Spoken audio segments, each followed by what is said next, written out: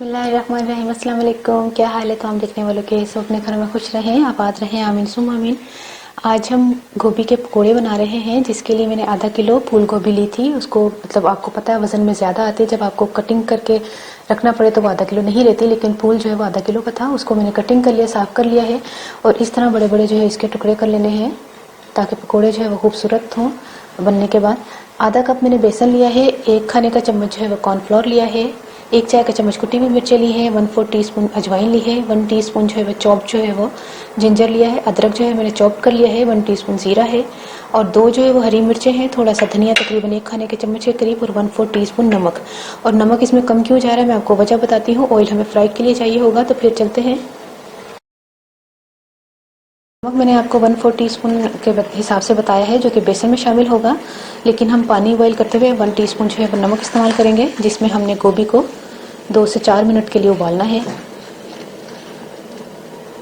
ताकि इसमें अंदर तक जो है वो नमक रच बस जाए। ठीक है, इसको हमने उबालना है। देखिए 3 से 4 मिनट हमने इसको उबाल लिया है। अब चूल्हा बंद कर दें।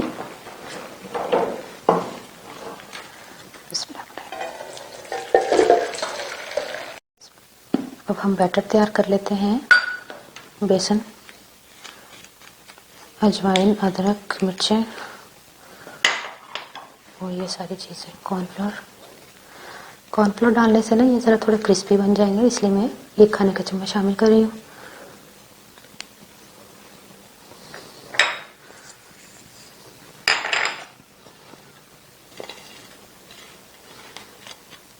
अच्छा, गोभी जो है वो नॉर्मल हो गई है। अब हम इसमें शामिल करते हैं और इसको जो है ना इसमें मिक्स करते हैं। पानी जो है वो थोड़ा सा इस्तेमाल कीजिएगा। बैटर हमने जो है वो ज़्यादा पतला नहीं रखना।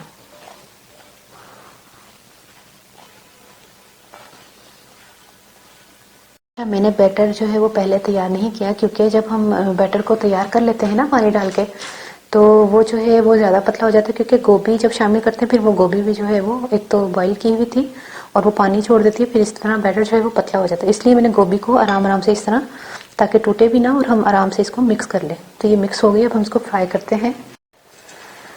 पकौड़े जो है हम आहिस्ता आहिस्ता करके इसमें शामिल करते जाएं। अच्छा, बेसन की कोटिंग जो है वो ज़्यादा नहीं करनी, ये इसी तरह ये अच्छे लगते हैं, थोड़ा क्रिस्पी क्रिस्पी और थोड़ा कम बेसन लगा हुआ हो। ये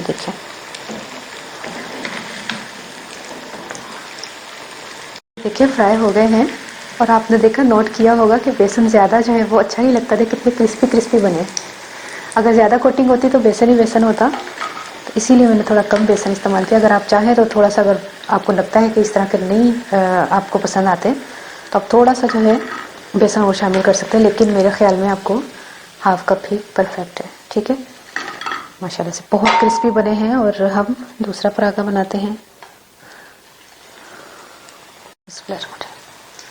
माशाल्लाह से आधा किलो गोभी के बहुत अच्छे खासे बन गए हैं और इतना अच्छा टेस्ट आ रहा है, यकीन करें, और खुशबू भी बड़ी ज़बरदस्त आ रही है। देखिए गोभी के क्रिस्पी पकोड़े जो हैं वो तैयार हो गए हैं और आप बनाइएगा। मौसम भी बहुत ज़बरदस्त हो रहा है, सर्दी का मौसम है, चाय के साथ शाम को पकोड़े हो जाए तो क्या ही बात है।